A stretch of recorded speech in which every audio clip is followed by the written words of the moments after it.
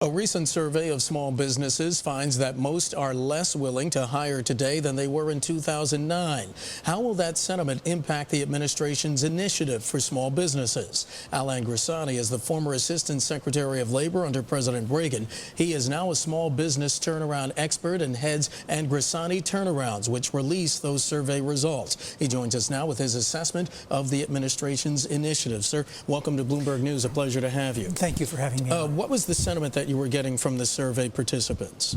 Well, the survey was done by myself and my partner Luna Research, and we've been surveying for the last 6 months, and we've seen a steady deterioration of small businesses' willingness to hire or to invest in capital, plant, and equipment. Is that because the economy, at least 6 months ago, was still so much on the ropes that they felt we could be next? You never know. Our business may go under. That's correct. They were more concerned about the survivability of their businesses than their ability to grow their businesses. What does the unemployment rate, how does that factor into all of this? With it being in double digits now, as I mentioned, you were in the Labor Department under President Reagan. Before you even answer that question, let's go back a little bit of the history of it. What was it like back then, and can you make a comparison? Is there an arc?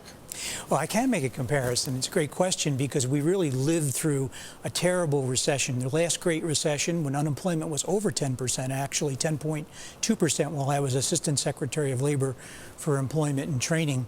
And we learned the hard way what we really had to do to get the economy growing and jobs moving again. And we did. We created 16 million jobs in the time that I was at the Department of Labor.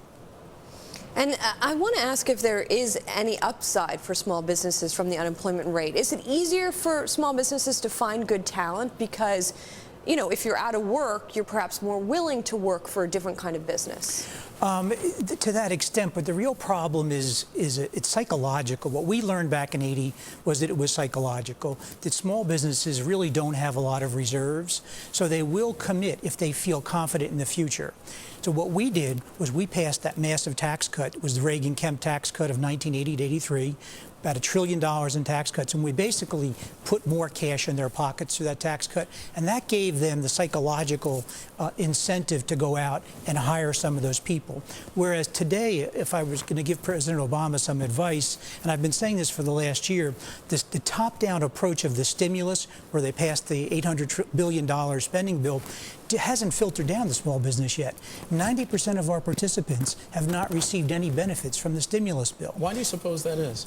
Well, it's because basically the stimulus bill, quote unquote, is really money that was passed out to the states to support their budgets and money for the unemployment insurance system and other transfer payments. It didn't get at the needs of small businesses like the tax cut that we did in 1980.